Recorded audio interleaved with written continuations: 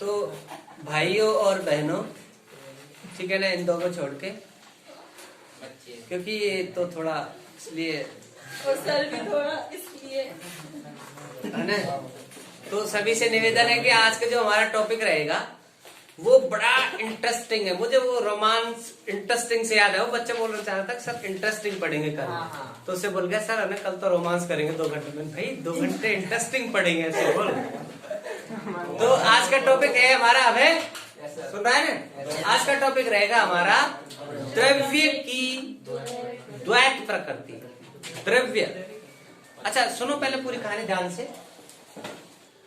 द्रव्य, द्रव्य means matter.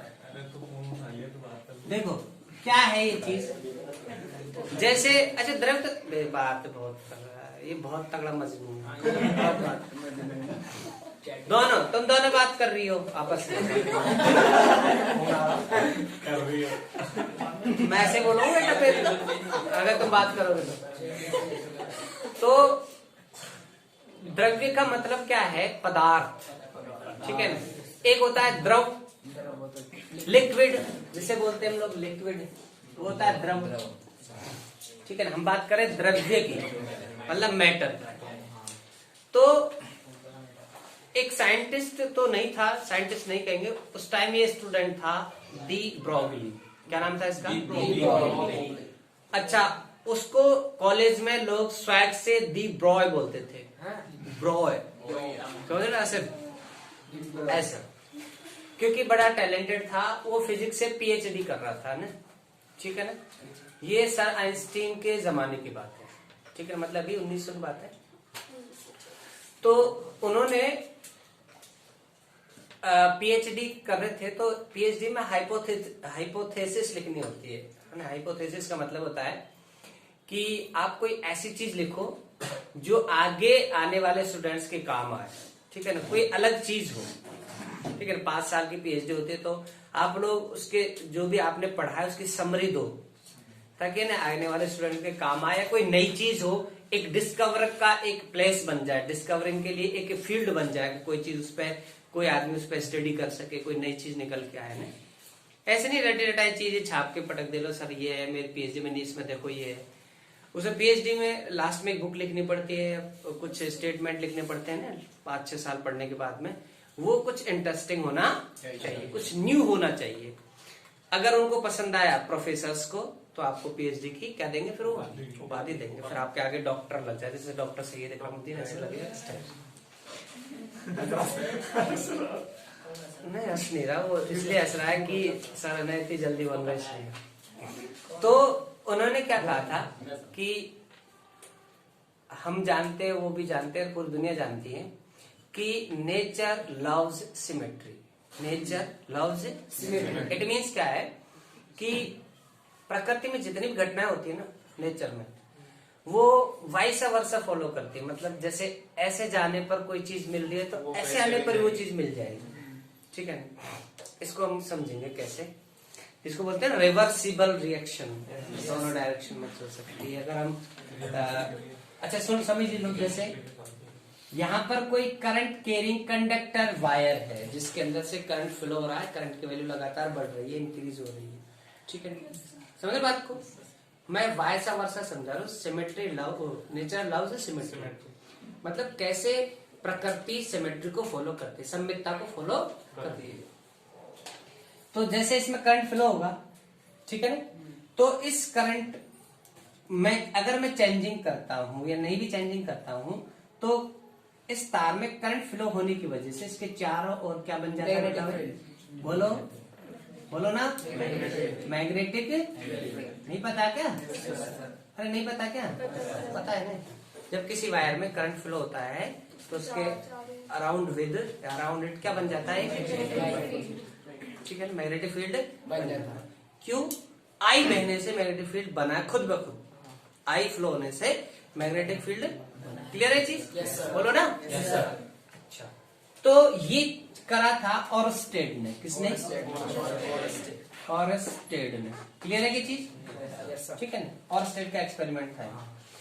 फिर ये इसका उल्टा करने की कहानी आई थी जहन में फेराडे और हेनरी में। तो फेराडे हेनरी ने क्या कहा था कि यार उल्टा करके देखो, आई देने से बी बना, तो ऐसे करो बी दो, आई बनता है या नहीं बनता।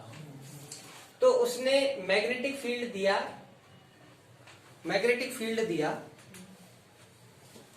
तो यहां बैठ सकते हो, स्पष्ट दिखाई दे।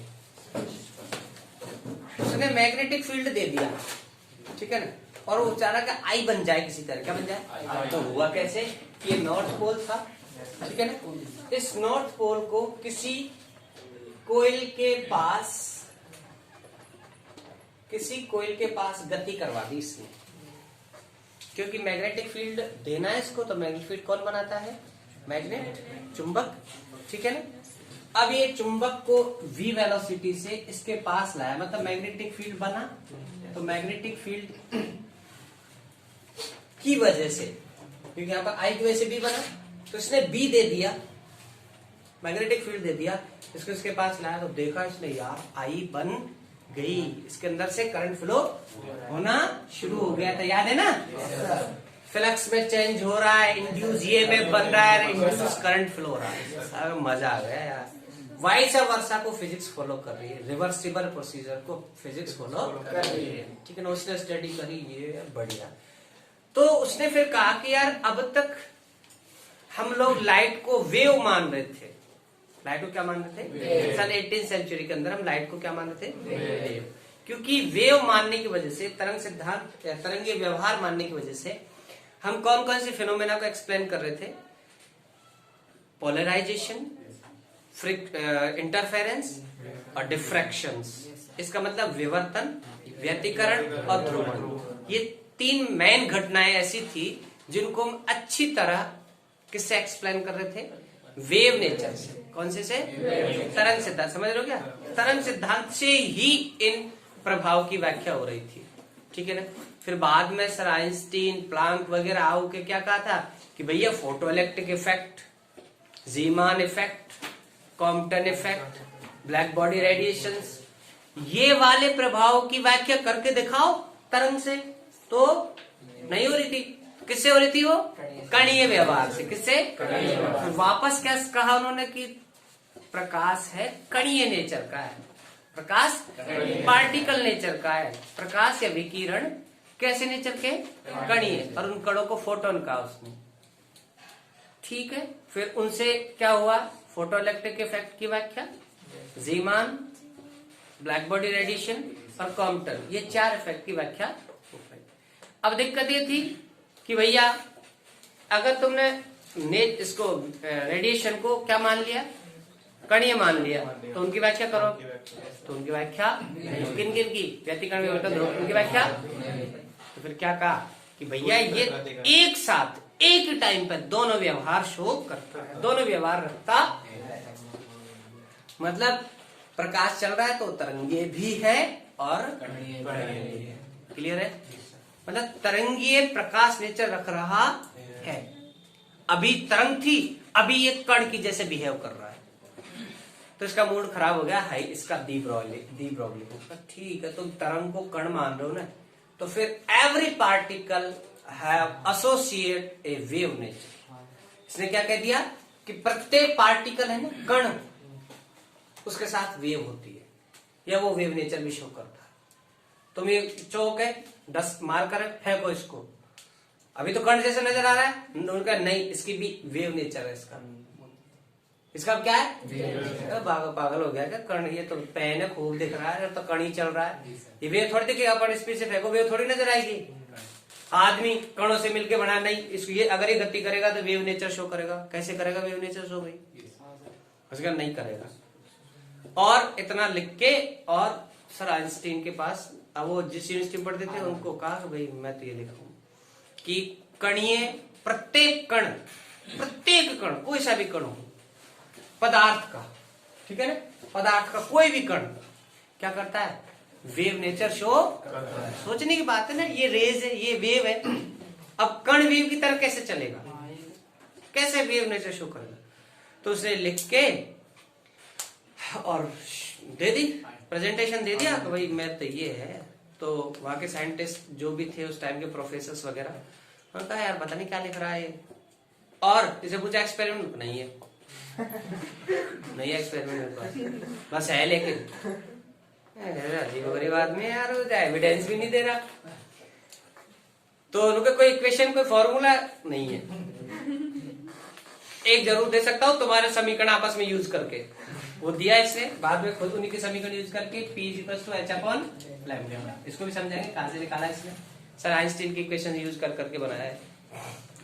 अच्छा, फिर उस टाइम में सर आइंस्टीन थे, तो क्योंकि उनके तो समझ में आया नहीं प्रोफेसर के, पता नहीं क्या बोल रहा है, और ऐसा हो ही नहीं रहा, कुछ एविडेंस भी नहीं दे रहा, तो कैसे करें।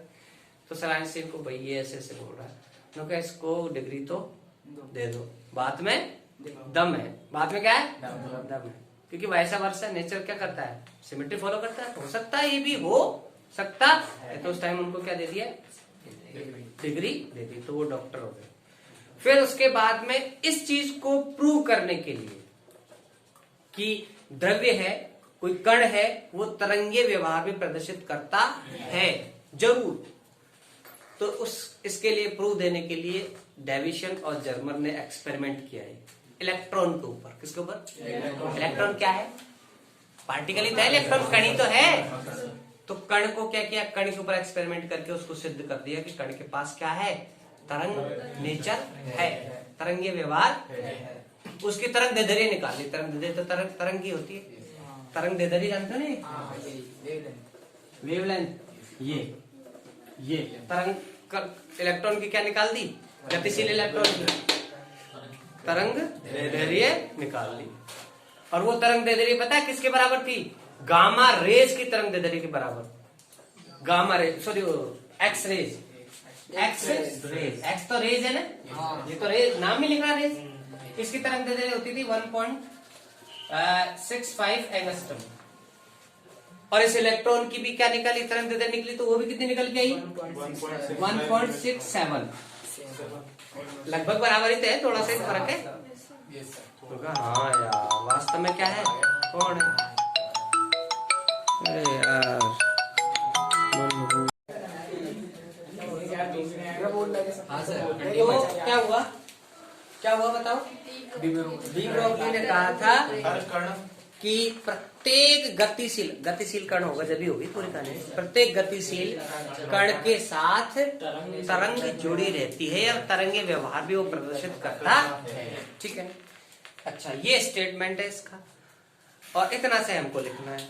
लेकिन इसने क्या कहा था कि एक ऐसा फॉर्मूला निकाला था कि उसके आधार पर उस फॉर्मूले में दोनों नेचर के बारे में पता चल रहा है, पी और लैम्डा। अब पी क्या है, लैम्डा क्या है, मैं समझा देता हूँ आप लोगों को, ठीक है। स्टेटमेंट आपके लिए लिख रहा है, इसको ना नोट्स में लिख रहा है ना। अच्छा, मैं इसको प्रूव कर देता हूँ, ये इसको ड्राइव कर देता हूँ, ये कहाँ से निकाला है, देखो कैसे करेंगे हम लोग, सर ये पी क्या, हाँ समझा रहा हूँ ना, कोई चीज तो देखो, इसके लिए हम करते हैं कि देखो, कोई जो फोटोन है बेटा क्या है, कण है ना, कणीय व्यवहार माना है ना फोटोन का, व्यवहार, ठीक है ना। अब फोटोन है तो गतिशील फोटोन का बेटा मास भी होता है, ठीक है ना। गतिशील फोटोन क्या होता है, मास होता है, उसकी वेलोसिटी भी होती है गतिशील फोटोन की, होती नहीं होती। तो गतिशील फोटोन की जो ऊर्जा होती है वो कितनी होती है, E बराबर एच होती नहीं होती, बताओ। जहां पर F क्या है, फ्रीक्वेंसी किसकी, आपतित फोटोन की, और H प्लांक, इसको दे दो इक्वेशन नंबर 1। अच्छा, F की वैल्यू भी आपको पता है, F बराबर होता है C/λ, याद है नहीं है। तो E = हो गया HC/λ, बोलो पक्का। इसको दे दो इक्वेशन नंबर 1, क्लियर है क्या।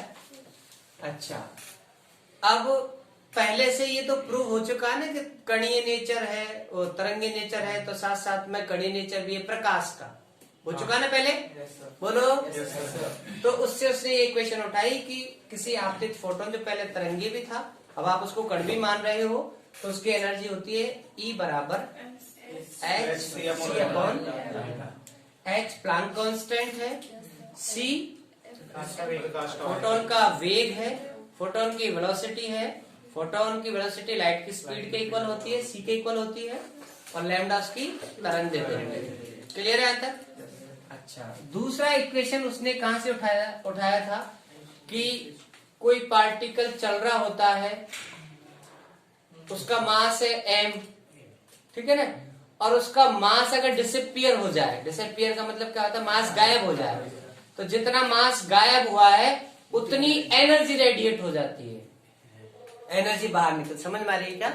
जैसे सपोज दैट ये है, ये छोटे छोटे ये हैं पार्टिकल्स है ना, इनको जोड़ा, इनका मास आ रहा है सपोज दैट 5 kg, ठीक है ना, और इनको जोड़ के एक पिंड बना लिया, इसका मास आ रहा है 4.9 kg। तो थोड़ा सा मास गायब हो गया ना, होना तो पूरा 5 kg चाहिए था, लेकिन थोड़ा सा मास कम हो गया ना बेटा। ये जो मास कम हुआ है इसको बोलते हैं मास डिफेक्ट। क्या बोलते हैं? मास डिफेक्ट, ठीक है। मास डिफेक्ट या द्रव्यमान क्षति, द्रव्यमान का नुकसान हो गया, द्रव्यमान गायब हो गया, ठीक है ना। तो द्रव्यमान जो गायब हुआ है वो एनर्जी के रूप में गायब हुआ है, वो द्रव्यमान के समतुल्य एनर्जी रेडिएट हुई है। द्रव्यमान जितना गायब हुआ उसके अकॉर्डिंग क्या हुआ, जैसे हमारे जेब में 100 रुपए थे, अब बाजार गए 95 रुपए रह गए, इसका मतलब 5 रुपए की कोई चीज ले ली, तो मैं ऐसे कहूँ 5 रुपए के समतुल्य वो चीज, बोलो। हाँ, जो जितना मास डिसअपियर हुआ, गायब हुआ, उसके बराबर क्या हुई, एनर्जी रिलीज, ठीक है ना, विकिरण की फॉर्म में। तो उसके लिए इक्वेशन क्या थी, E is equal to mc square, ठीक है ना। ये होगी इक्वेशन नंबर 2, ठीक है ना। ये सर आइंस्टाइन की थी, ठीक है ना, ये प्लांक ने ये इक्वेशन दी थी, और एनर्जी, फोटोन की एनर्जी hf होती है, उन्होंने बताया। इन दोनों को ले लो काम में, इन दोनों को, तो इधर भी E है, इधर भी E है। अच्छा, एक चीज और सुनो, चलो दोनों के इक्वेशन को बराबर करो, दोनों इक्वेशन को बराबर करो, क्या बनेगा, बोलो बनेगा समीकरण 1 व समीकरण 2 से, समीकरण 1 व समीकरण 2 से। इधर E की वैल्यू क्या है, mc square is equal to, इधर क्या है, hc अपॉन c से c मर गया, क्या बचा बेटा, mc is equal h upon lambda. अब ये mc वॉट, बेटा 11th में हम लोगों ने पढ़ा था कि कोई भी गतिशील कण है, गतिशील वस्तु है, तो उसकी गति की स्टडी करनी है, या अमाउंट ऑफ मोशन, गति का परिमाण ज्ञात करना है हमें, तो ओनली वेलोसिटी से फाइंड आउट नहीं कर सकते, उसका द्रव्यमान भी चाहिए। मैंने कल समझाया था आप लोगों को, तो उसको बोलते हैं हम लोग संवेग। क्या बोलते हैं, संवेग। और संवेग होता है कण का, किसका, क्योंकि मास कण का ही होता है, ठीक है ना। तो संवेग P बराबर होता है m इंटू वी, वी है वेलोसिटी, ठीक है ना।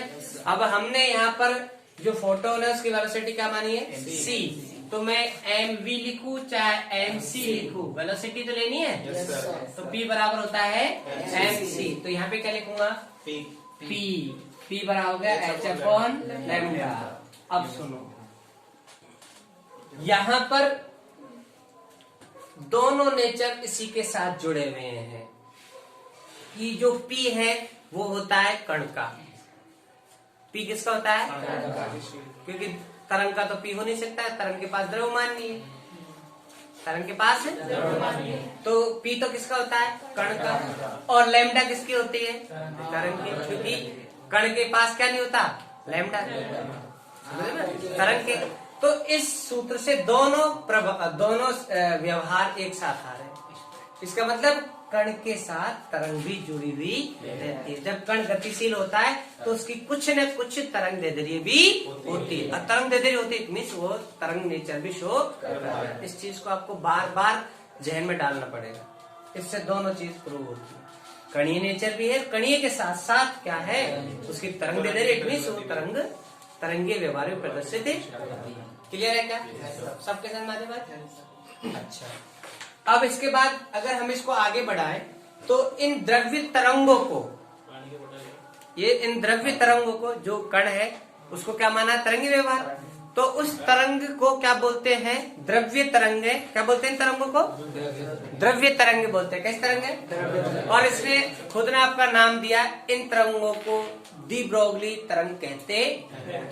ये तरंग आम तरंग नहीं है। जैसे हमारी जो प्रकाश तरंग है ये होती है इलेक्ट्रोमैग्नेटिक वेव्स। कौन सी होती है? लेकिन ये जो तरंग है, कण चल रहा है, ये जो तरंग है ये तरंग वो वाली तरंग नहीं है। ये अलग टाइप की तरंग है। ये इलेक्ट्रोमैग्नेटिक वेव्स नहीं है। ठीक है ना? ये अलग टाइप की तरंग जिनको हम द्रव्य तरंग कहते हैं। क्या कहते हैं? द्रव्य तरंग। और भी इसने बताया था इसके बारे में कि ये द्रव्य, हाँ सुनो, ये आवेश पर निर्भर नहीं करती है तरंग। किस पर?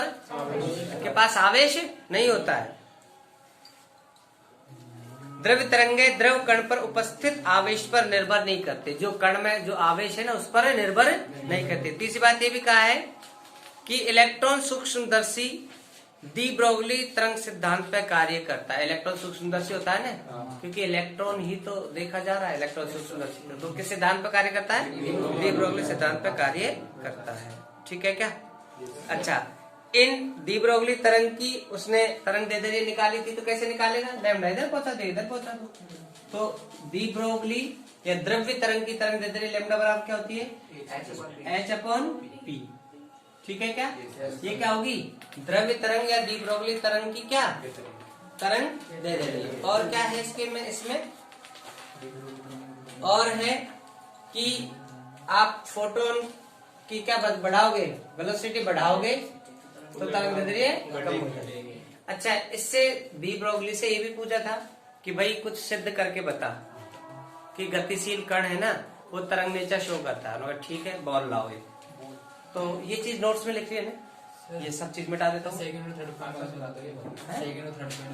हाँ बताओ, ये मिटा दूं? तो देखो इसने क्या किया था कि इसने कहा ठीक है मैं बताता हूँ आपको, एक बॉल लाओ, उसको हम स्पीड से फेंकते हैं तो देखो उसकी भी तरंग दैर्ध्य है, लेकिन तुम्हारी बस की नहीं है उसको डिटेक्ट करने की, इतनी कम है। अब वो नहीं डिटेक्ट हो तो मैं क्या करूँ? सुनो कैसे, मैं बिल्कुल देसी लैंग्वेज में बोल रहा हूँ। मैं क्या करूँ ऐसे थोड़ी बोल रहा हूँ। जैसे कोई बॉल है मेरे पास, ठीक है ना? अब बॉल का मास है 100 ग्राम। ठीक है, 100 ग्राम की तो बॉल होती है, उसका मास है 100 ग्राम। उसकी वेलोसिटी ज्यादा हम कितनी स्पीड से फेंक सकते हैं किसी बॉल को? 60। ठीक है ना? वो शोएब अख्तर पाकिस्तान का कौन है, उसने सबसे ज्यादा उसी की स्पीड है ना क्रिकेट में। कितनी है? 160। हम 200 मान लेते हैं मैक्सिमम, इससे ज्यादा तो हम फेंक नहीं सकते। वेलोसिटी कितनी मान लेते हैं? 200 मीटर पर सेकंड। ठीक है ना? ठीक है। अच्छा, तो तरंग दैर्ध्य निकालो। लैम्डा बराबर क्या होता है? H/P। तो लैम्डा बॉल, किसका? बॉल। तो H कितना होता है? 6.36 सही है ना? Into 10 to the power minus के 34 डिवाइडेड बाई P। P क्या होता है? MV। P क्या होता है? M कितना है? ये ग्राम है। ग्राम तो चलता नहीं है ना फिजिक्स में, मतलब यूज नहीं करते। इसको कन्वर्ट करो केजी में, तो 10⁻³ से गुणा करके केजी में कन्वर्ट हो जाता है। ध्यान रखने की बात। ठीक है बेटा, ग्राम को केजी में कैसे कन्वर्ट करते हैं? 10⁻³ नाक पर तो कितना होता है? 10⁻³ से गुणा करने पर केजी में कन्वर्ट हो जाता है। तो MV है ना, P बराबर MV। चल लीजिए लिखो 6.636 into 10 to the power minus के 34 डिवाइडेड बाई M। M कितना है? 100 गुणा 10⁻³ गुणा वेलोसिटी कितनी है? 200। ठीक है ना? बोलो। अब देखो ये 3 है ना, 1 2 3 खत्म। अब कितनी है? 20 नहीं 2 और 10, 20 हो गया ना? 20 हो गया ना? अच्छा 10 है ना, ये प्लस की 10 है ना, ऊपर जाएगी माइनस के 10 हो जाएंगे ना। तो यहाँ पर एक और बढ़ा दूं, माइनस के 35 कर दूं और 2 का भाग इसमें देके काट दूं इसको। तो क्या कर 2 3 6 2 3 6 3 एकम 3 8 2 नहीं 16 into 10 to the power minus के 35 मीटर। क्या है? लैम्डा है ना, दूरी तय यारो। अब ऐसा कोई उपकरण नहीं है जो इतनी कम तरंग दैर्ध्य को नाप दे, इतनी कम दूरी को नाप दे। 10 की घात माइनस 35 है। सोचो, एक बाल 1 मीटर लंबा कोई धागा है, उसके अगर हम 10 लाख टुकड़े भी कर दें तो छोटा टुकड़ा होगा ना, एक टुकड़ा। ये तो देखो 10 की घात माइनस के 35, मतलब 10 लाख तो 4 पे ही 10 घात 6 पे ही हो जाता है। ये तो कितने 35, मतलब इकाई ढाई साइड करते जाओ, हमें 19 तक गिन पाते हैं, 21 तक गिन पाते हैं, 35 है। मतलब अरबों खरबों के भी अरबों खरबों टुकड़े करो तो कितना सा आएगा। उसको कोई भी ऐसा उपकरण नहीं है अभी तक कि इतनी कम तरह माप के बता दे, कोई इतनी कम दूरी को माप के ऐसा कोई उपकरण नहीं। क्योंकि नाभिक की त्रिज्या, जो नाभिक छोटा सा है उसकी त्रिज्या 10 की घात माइनस 15 होती है, ये 35 है। 10 की घात माइनस, मतलब ऐसे समझो, ऐसे समझो, इस पूरी कहानी को मैं समझाऊं आपको। जैसे हमारा परमाणु पूरी दुनिया, हमारा परमाणु पूरी दुनिया या पृथ्वी के बराबर परमाणु, उस परमाणु में पहले हमें नजर नहीं आ रहा है वो परमाणु, उस परमाणु को कितना बड़ा जूम कर करके पृथ्वी के बराबर मान लो, है ना, और भी बड़ा मान लो, और उसमें पेन की नोक, अब उसको जूम करो, जूम आउट इन करो, जूम आउट करो पहले तो परमाणु को, जूम आउट करो और इतना बड़ा बना दिया पृथ्वी। अभी हमें नजर नहीं आ रहा परमाणु, इलेक्ट्रोस्कोप से देखा हमने परमाणु, उसको जूम कर पृथ्वी के बराबर साइज के बराबर जूम कर लिया इसको, और उसमें रखा हुआ है एक छोटा सा पेन का निब, पेन की जो छर्रा था वो। अब उसको जूम आउट करो, करो जूम आउट, वापस कहां पर आओ, परमाणु जितना होता है परमाणु का, अब वो दिखेगा तुम्हें, दिखेगा क्या वो? अब खुद परमाणु नहीं दिखेगा जो पृथ्वी के बराबर है, बोलो। हाँ, तो इतनी कम तरंग दैर्ध्य को आज तक डिटेक्ट नहीं किया। तो उसे कहा देखो मैं तो निकाल दे, तरंग नेचर शो करा, देखो नाप लो, बस की हो तो तुम्हारे। तो इसको तो डिटेक्ट नहीं कर पाए। फिर डेविएशन जर्मर ने एक्सपेरिमेंट किया, इलेक्ट्रॉन को इंसिडेंट करा। इसने ये भी कहा था कि जो तरंग दैर्ध्य आप इजीली निकालना चाहते हो तो लाइट पार्टिकल की निकालना, उसकी निकल जाएगी जिसको आप डिटेक्ट कर सकते हो। हैवी पार्टिकल की नहीं, 10 की घात ये 100 ग्राम है, इसकी नहीं निकल, कोई बहुत लाइट पार्टिकल जिसकी वेलोसिटी बहुत आई हो, वेलोसिटी भी आप हैवी पार्टिकल को ज्यादा वेलोसिटी नहीं दे सकते, लाइट पार्टिकल को ज्यादा वेलोसिटी दे सकते, तो उसकी तरंग दैर्ध्य आप निकल के आएगी ना, उसको आप नाप सकते हो, ठीक है ना। तो आज तो पढ़ ही लेते हैं आज ही, तो आज पढ़ेंगे हम लोग डेविएशन जर्मर। ये तो आगे समझ में इसका बोलो। और अच्छा, इसका जो डी ब्रोगली है तरंग दैर्ध्य, इसका उपयोग क्या क्या है देखो। ये क्या है, इलेक्ट्रॉन सूक्ष्मदर्शी होती है ना, कौन, वो डी ब्रोगली तरंग सिद्धांत पे कार्य करते, क्योंकि इलेक्ट्रॉन ही है, इलेक्ट्रॉन चल रहा है, तरंग नेचर शो कर रहा है। और इसने ये कहा है, इसने क्या कहा, मतलब जो फोटोन है वो द्रव्य कण नहीं है, फोटोन द्रव्य कण नहीं है, द्रव्य अलग है, द्रव्य मतलब मैटर, फोटोन मैटर नहीं है, फोटोन क्या है, ऊर्जा है, वो तो कण थोड़ी है, वो ऊर्जा का बंधा हुआ रूप है वो तो फोटोन द्रव्य कण नहीं है। अच्छा, तो अब हम क्या करते हैं कि कोई गतिशील कण है, उसकी तरंग दैर्ध्य निकालने का फॉर्मूला निकालते हैं। पहले तो निकालेंगे गतिशील कण जिसकी गतिज ऊर्जा है, उसकी तरंग दैर्ध्य हम कैसे निकालेंगे, तो जल्दी जल्दी मैं समझा देता हूँ इसी वीडियो में। तो देखो, सबसे पहले गतिशील कण की तरंग दैर्ध्य किसकी, अब गतिशील कण के पास कौन सी ऊर्जा होगी अमानुल्लाह, गतिशील कण के पास कौन सी ऊर्जा होगी, हाँ पढ़ लिया ना, एक नाम तो बता दे कौन सी ऊर्जा है। हाँ, गतिशील कण के पास है, तो गतिशील कण के पास गतिज ऊर्जा होगी और उसकी तरंग दैर्ध्य, जैसे कोई कण है, ठीक है ना, v वेग से गतिशील है, तो इसके पास गतिज ऊर्जा के बराबर कितनी है, 1/2 mv², इसका द्रव्यमान है m, तो उसकी तरंग दैर्ध्य निकाले, फॉर्मूला तो ये लैम्डा बराबर h/p।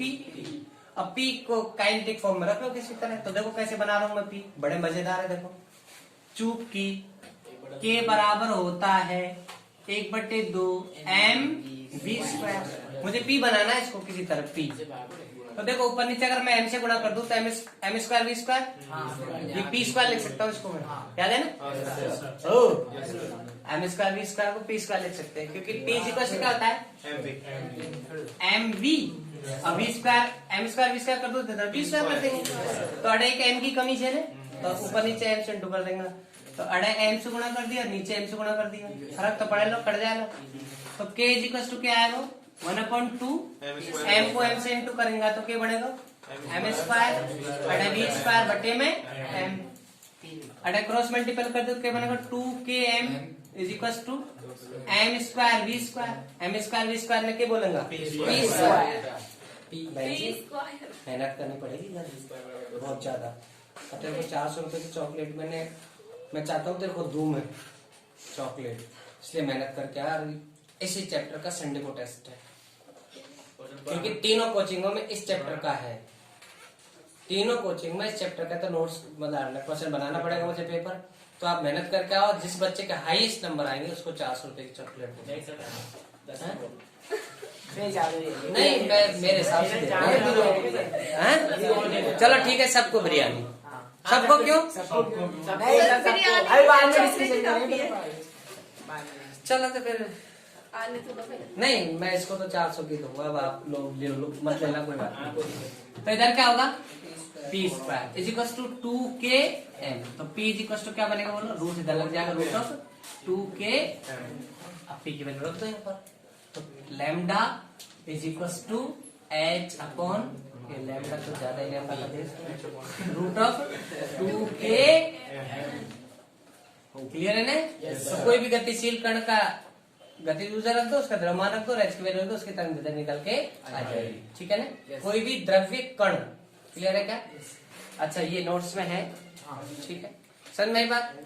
ये तो हुआ कोई भी अनावेशित गतिशील कण, अनावेशित कोई आवेश नहीं है उसके पास।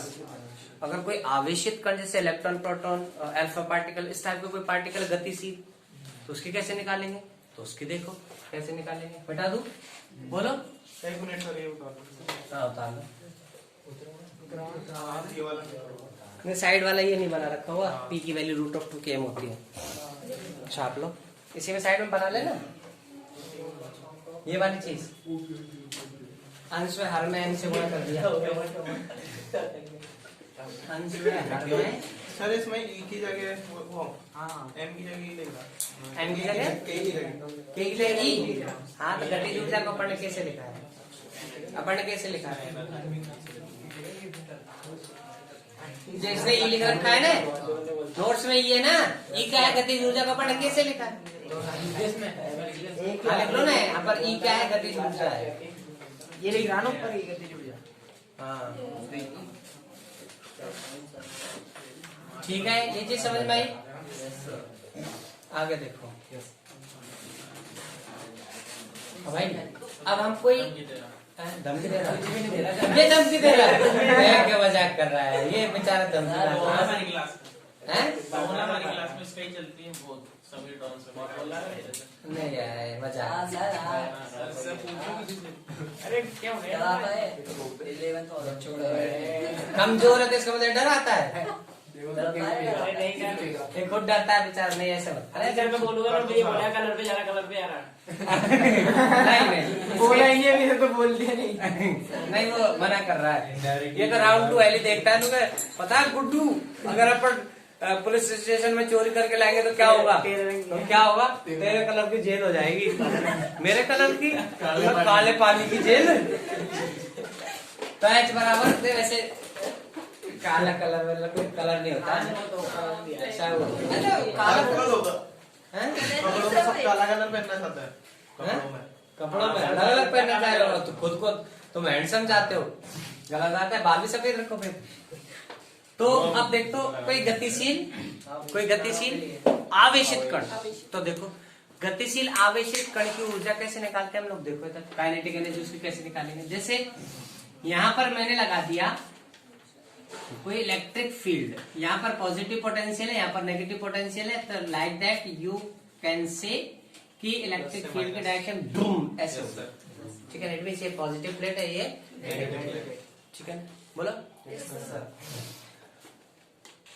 यहां पर मैंने कोई Q आवेश रख दिया प्लस का, ठीक है, किसका रख दिया, प्लस का, किसका, तो क्या करेगा, इस प्लस के आवेश को विद्युत क्षेत्र अपने साथ ले जाएगी स्पीड से।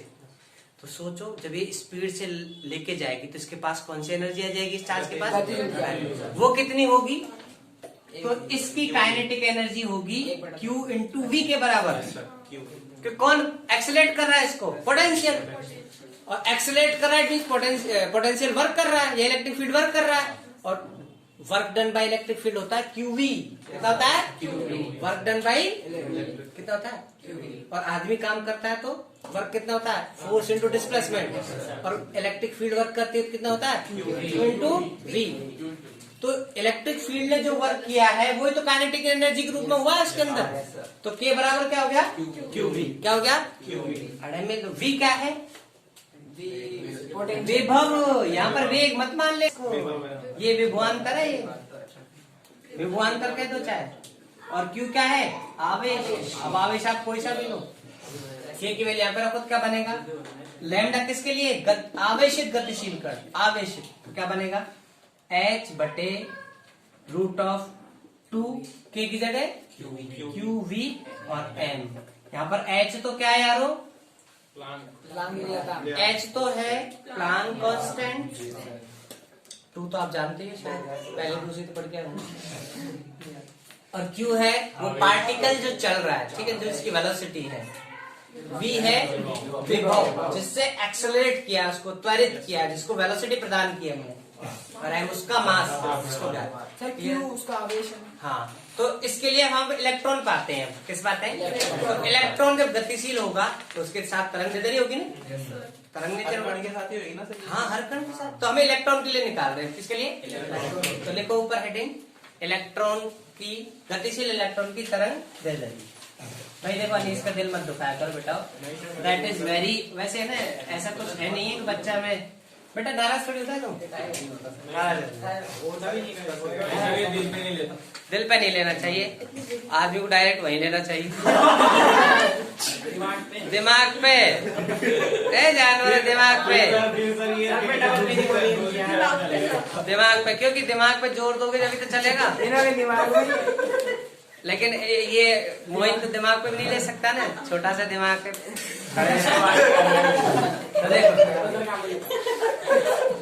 ये तो फिर हाथ में लेता सीधा, दिमाग में नहीं लेता। इधर देखो, तो इलेक्ट्रॉन की बात करते हैं। गतिशील इलेक्ट्रॉन, गतिशील इलेक्ट्रॉन की क्या तरंग दैर्ध्य? लैम्डा ई। लैम्डा तो देखो कैसे निकालेंगे हम लोग। तो सुनो ओ भाई सुनो, lambda E is equal to कितना आया था? h upon root of 2 q v m। ये था ना? अच्छा, q की जगह तो मैं k लिखूंगा, q की जगह तो इलेक्ट्रॉन लिखूंगा, और इलेक्ट्रॉन पर चार्ज होता है 1.6 10 टू द पावर माइनस के 19 क्लियर है? h है Planck constant which is 6.636 10 race minus के 34 जूल इंटू सेकेंड, याद भी रखा करो यूनिट्स। और v है क्या? वोल्टेज। तो वोल्टेज तो जितना देंगे उतना ही तो रखेंगे, तो वोल्टेज की वैल्यू तो हम रख नहीं सकते।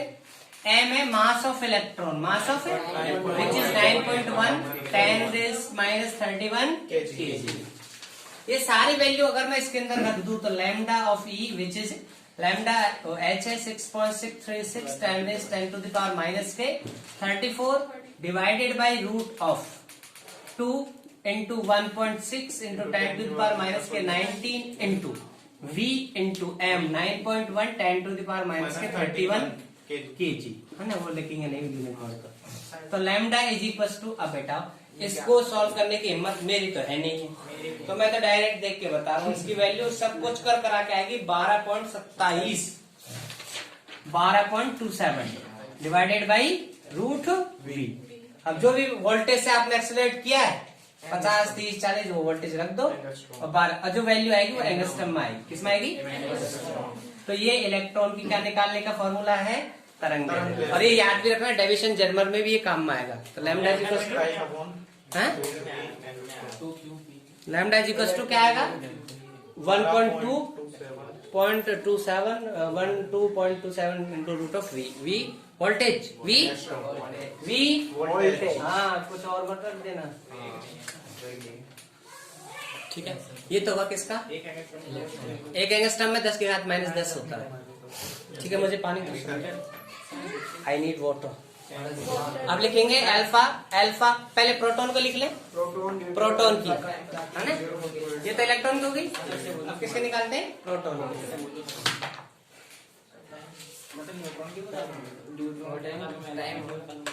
अच्छा न्यूट्रॉन आवेशित कौन नहीं, ड्यूट्रॉन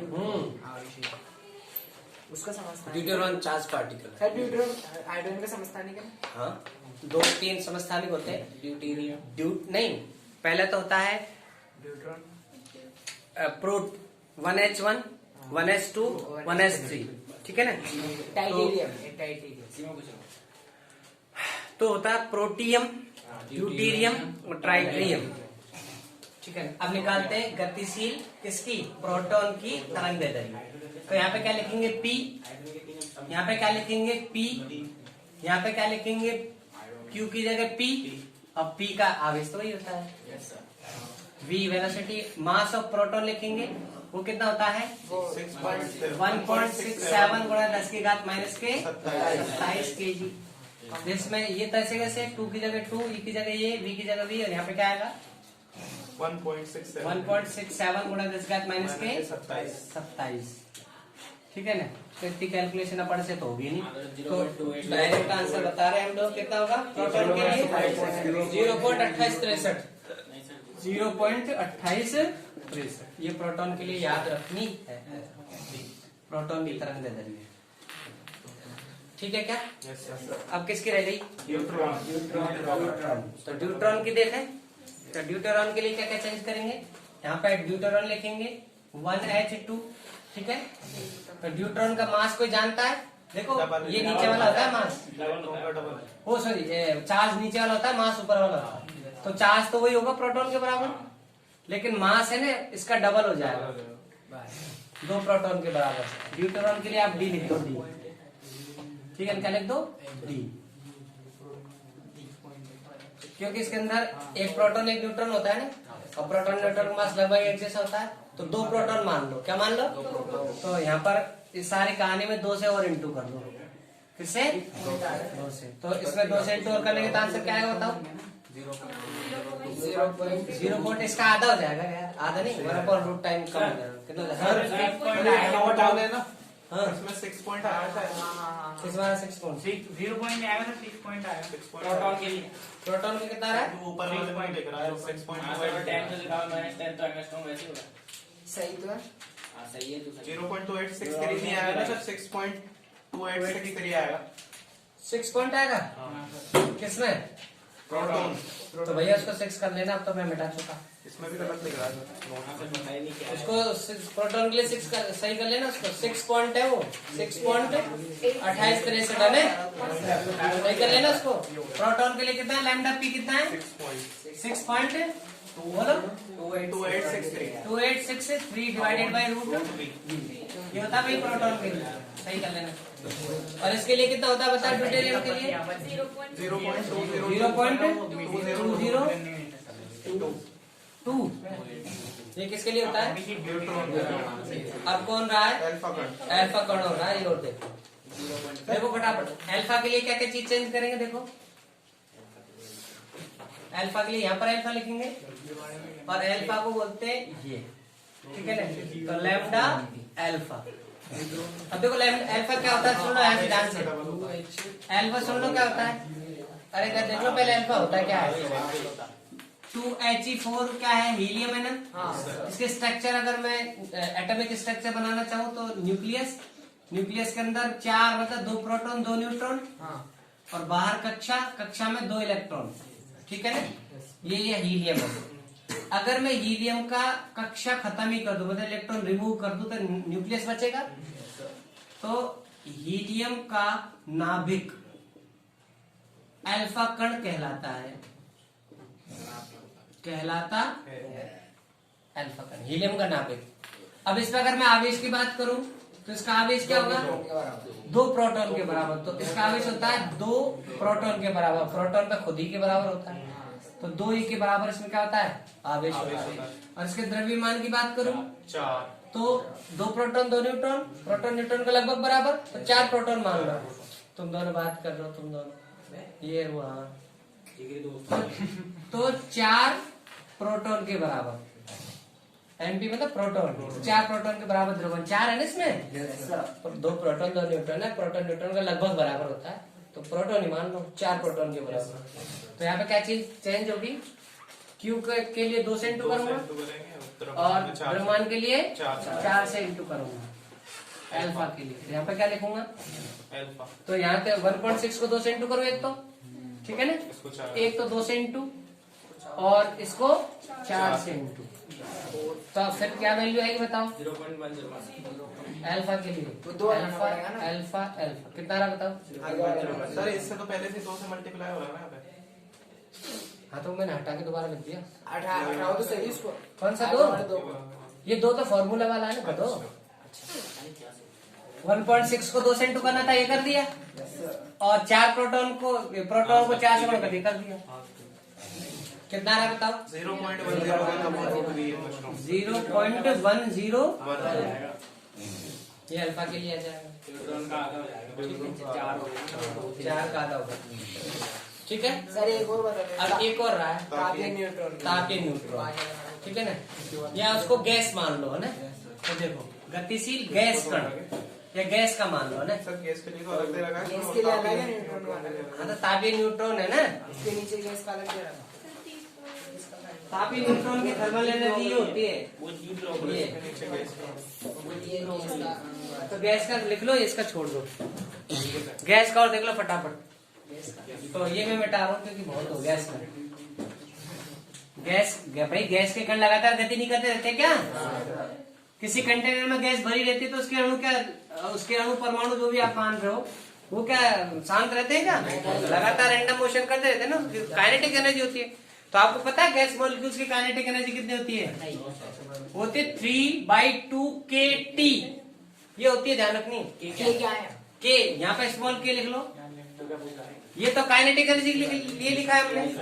तो गैसीय पार्टिकल की जो काइनेटिक एनर्जी होती है के, चलो के ही कर देता हूँ, काइनेटिक एनर्जी वो होती है 1 डिग्री के लिए, मतलब 1 डिग्री मतलब 1 एटम वाले की बात कर रहा हूँ, 1 एटम मतलब 1 अणु वाले की, बहुत सारा गुच्छा उच्छा होने वाली बात नहीं कर रहे हमने। हाँ तो उसके लिए क्या होता है 3/2 kT। के है बोल्ट्जमान कांस्टेंट, के क्या है स्मॉल के, क्या है बोल्ट्जमान कांस्टेंट, ठीक है ना। और टी है एब्सोल्यूट टेम्परेचर, मतलब परम ताप, परम ताप। भाई काइनेटिक एनर्जी आप ताप बढ़ाओगे तो उसकी काइनेटिक एनर्जी बढ़ेगी ना, इधर उधर मोशन करेंगे तो उसकी काइनेटिक एनर्जी होती है 3/2 kT। के क्या बोल्ट्जमान कांस्टेंट और टी है एब्सोल्यूट टेम्परेचर। एब्सोल्यूट टेम्परेचर मतलब टेम्परेचर केल्विन में लेना है। तो यहाँ पे रखो, यहाँ पे क्या था लैम्डा बराबर क्या था h/2 kT 2 km, 2 km था ना, कि काइनेटिक एनर्जी और काइनेटिक एनर्जी ये रखनी है। तो लैम्डा बराबर हो जाएगा h/√2 इंटू 3/2 स्मॉल के टी और एम, 2 से 2 बढ़ जाएगा तो लैम्डा इक्वल हो जाएगा h/3 के टी एम। ध्यान रखना है के बोल्ट्जमान कांस्टेंट है, टी टेम्परेचर है, एम इसका, और के ध्यान रखना क्या है बोल्ट्जमान। इन सब की वैल्यू रखते हैं तो लैम्डा बराबर कितनी आती है बताओ, कुछ भी नहीं आती। इसकी तो वैल्यू रखने के बाद ही पता चलेगा, ठीक है ना। टेम्परेचर कितना है हाँ है ना बोल्ट्जमान पर 1.36 कुछ ऐसा, ठीक है ना।